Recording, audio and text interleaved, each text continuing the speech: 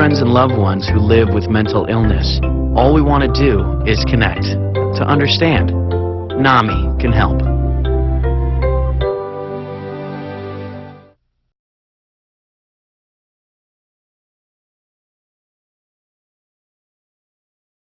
And now I'm going to introduce John Mitchum. He's the immediate past president of NAMI, and he's going to be giving us a short presentation just to teach us about their group. And thank you again for having us.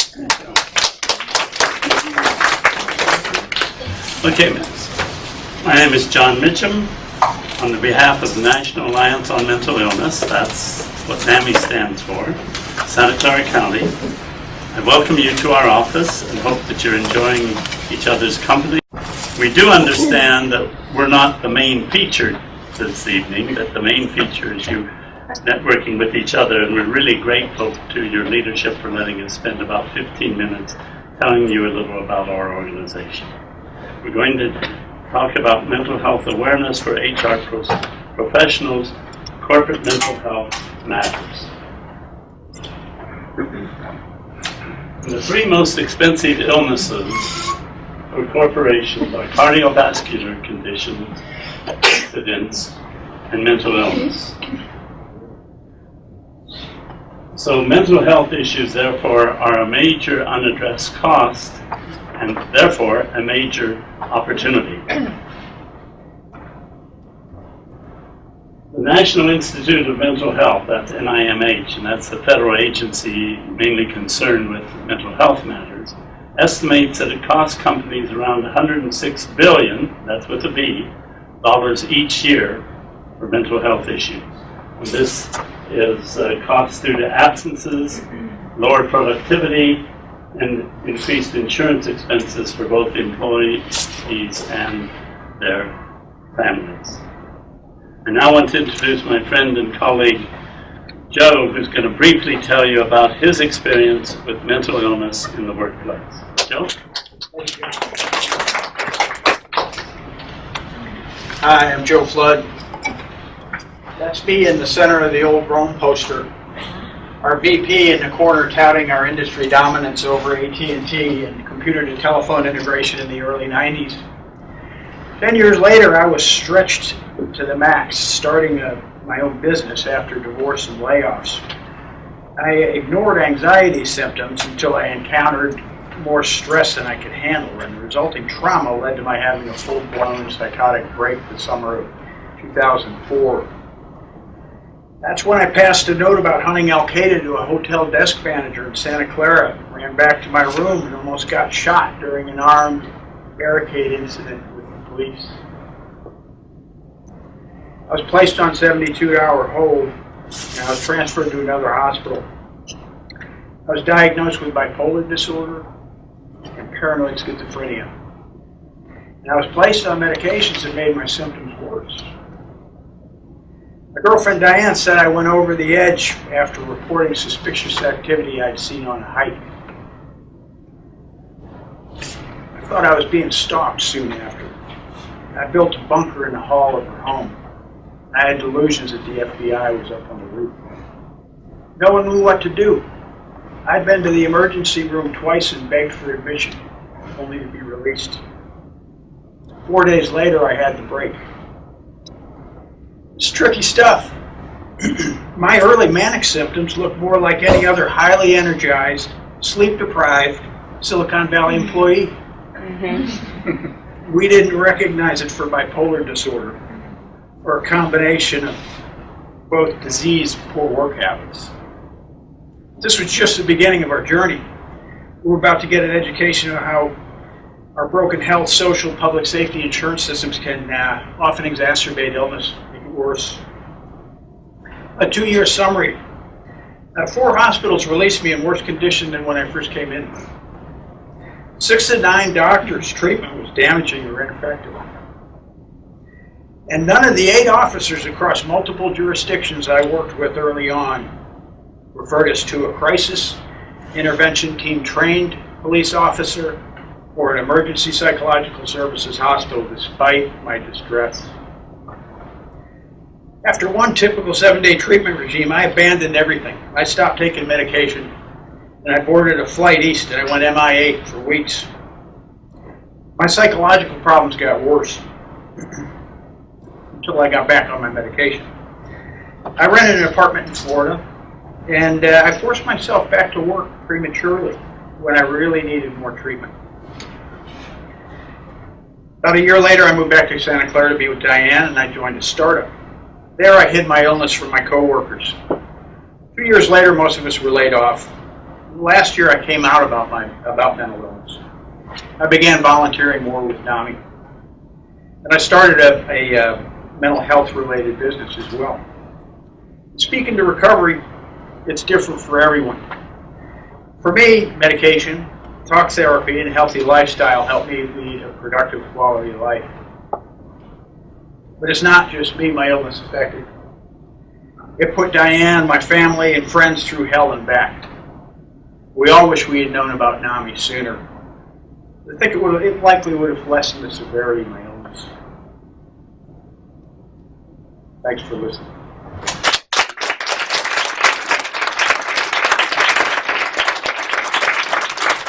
Thank you, Joe. Thanks, Joe.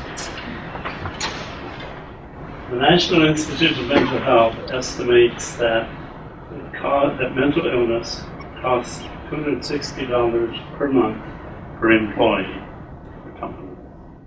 So that means for a company of 1,000 employees, mental health expenses are in the range of $3 million per year. The good news is that knowledge leads to better treatment. The bad news is that about 2/3 of people with a severe mental illness don't seek treatment. Now, this is technically a Canadian statistic, but the statistics are roughly the same in this country as well. The top reason why sufferers don't seek treatment is stigma and lack of knowledge. Now this is a graph, and of course most of us don't like looking at graphs, but the idea here is that with treatment, people's impairment can be reduced substantially, in some sense measured in 9 weeks impairment due to mental illness being reduced by 50% due to good treatment. Now I'd like to introduce Paul, who will tell you about how his company worked with him about his mental illness. Paul. Hi, my name is Paul Thompson, and I'll just tell you a little bit about my experience with my employer and how it's helped me. I've worked there 23 years. I started as the messenger and worked my way up to their accounting manager. And in 2004, I was diagnosed with bipolar disorder. This made it difficult for me to handle the stress of working 50 to 60 hours a week and managing my department. My employer, family, and my own hard work have made it possible for me to return to work and manage my responsibilities. My family helped by being supportive and caring. My hard work has taken the form of taking my medication, seeing a therapist, and working with NAMI to improve myself. My employer has helped me to learn to set boundaries for myself and not take on all the work myself. They've helped me to learn to delegate work to my staff. They also allow me to work a flexible schedule, coming in early in the mornings and leaving early in the afternoons. I also work from home on Fridays. These tools that my company has given me have helped to reduce the stress of my job considerably. My employer holds me responsible for my work and sets boundaries for me to adhere to, and as a result, we're both happy with the outcome. I'm very grateful to my family, my employer, and NAMI for all the help that they've shared with me. This has made it possible for me to continue to provide for my family. Thank you.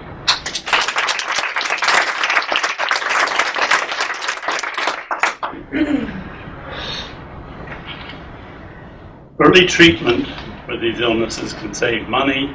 There's studies by the National Mental Health Association that each dollar spent on prevention and early treatment pays back $2 to $10. A different study shows a rate of return of 400% on prevention and early intervention activities to help people with a mental illness.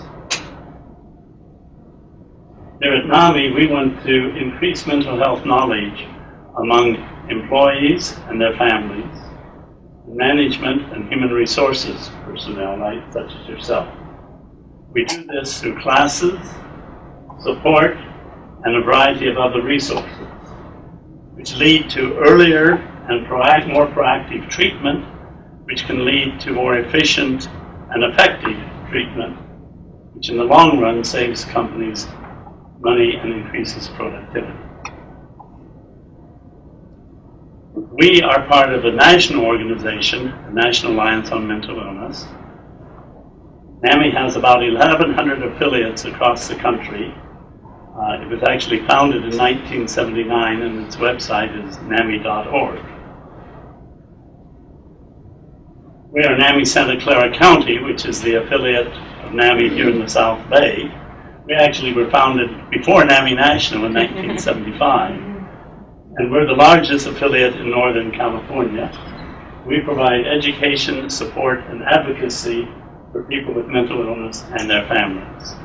And we have a website, of course, it's namisantaclara.org, and you've got a packet of information. I assure you, contact is on every piece of it. Unfortunately, anybody can suffer from mental illness, including people who have become quite famous. And so people who have had a mental illness include U.S. Presidents Lincoln, Coolidge, Theodore Roosevelt, and Richard Nixon, Prime Minister Winston Churchill of the UK, the first billionaire John D. Rockefeller, oil tycoon T. Boone Pickens, media tycoon Ted Turner, and economists John Nash and John Kenneth Galbraith. And some of you will have encountered John Nash, and that the movie A Beautiful Mind was really about John Nash. His part was played by Russell Crowe. And he's actually, even though we call him an economist on here, he's actually a mathematician, as you saw in the movie.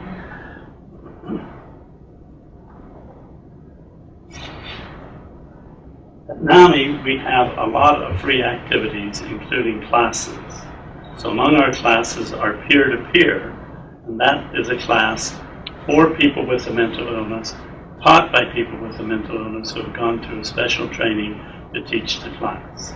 And there's lots of research that shows that when people who are ill have support and connections with others who are ill, it improves a long-range outcome. We also have a family-to-family class, and that is just what it implies. It is where trained family members teach other family members about mental illness and how to help themselves and how to help their ill loved ones. We have a basics class, and that's similar to family, except that it's for families who have a school-aged child with a mental illness. We also have classes for various providers. We have a class for mental health professionals. We have a short 2-hour class for teachers to help them learn to spot students who might need to be referred to a mental health professional. We have classes for law enforcement and first responders, because unfortunately in our society, law enforcement often has encounters with people with severe mental illness, and trying to help them learn to deal with such situations. All of our classes, all of our other activities are free. We largely work with volunteers. Everyone here tonight from NAMI is a volunteer. We have support groups for clients, and so these are on a drop-in basis at an appointed time. If you have a mental illness, you can drop in a support group and meet others who have an illness and support each other. Similarly, we have support groups for families, because families are severely affected by their ill family members. We have a staff telephone warm line for people in crisis. We have multiple social events each year. We have presented by speakers, noted speakers at our monthly general meeting. We have a monthly newsletter, and we have a peer mentoring program. Again, that's part of the programs where people who are ill mentor and help other people who have a mental illness.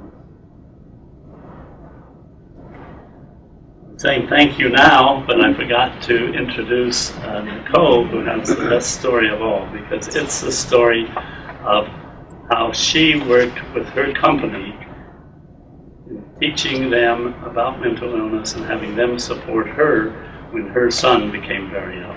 Nicole?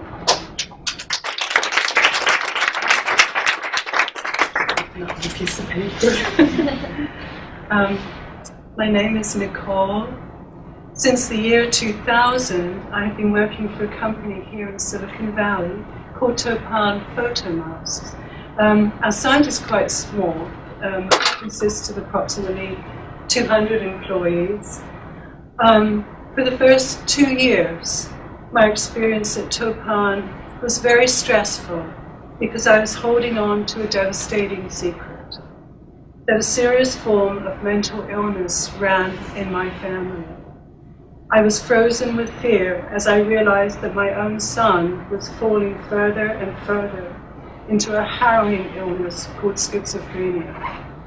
And I felt that I could tell no one. I was afraid of judgments and stigma in the workplace, and so began to withdraw from co-workers, and I started to take my breaks in my car. The stress and grief that I felt then was an unimaginable darkness. I began to realize, though, that I had to let my co-workers know about my son's illness.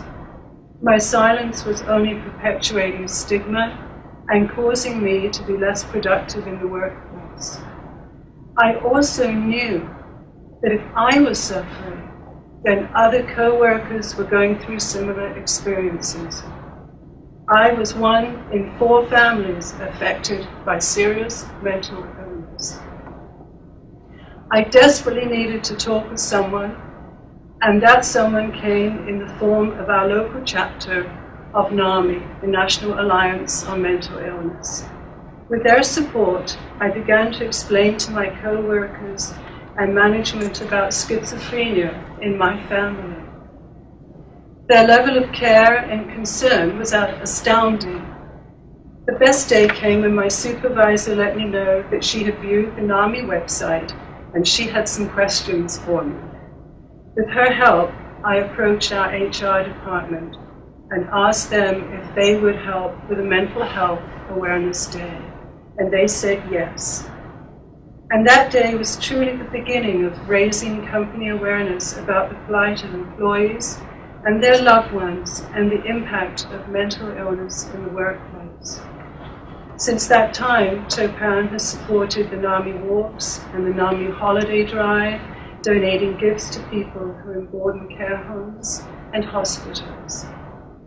Lastly, and most significantly, NAMI is now a participant in the annual Topan Employee Health Fair. With each passing year, more and more employees are feeling comfortable coming to the NAMI booth requesting information from us. The importance of NAMI's presence for me at the Topan Health Fairs is enormous.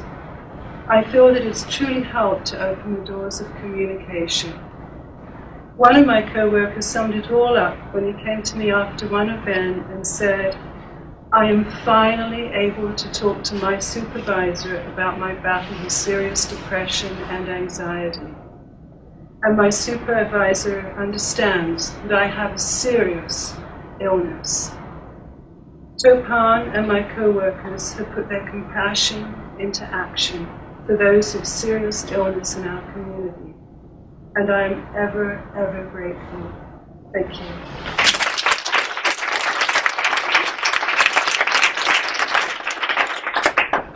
So again, thank you very much for letting us present tonight.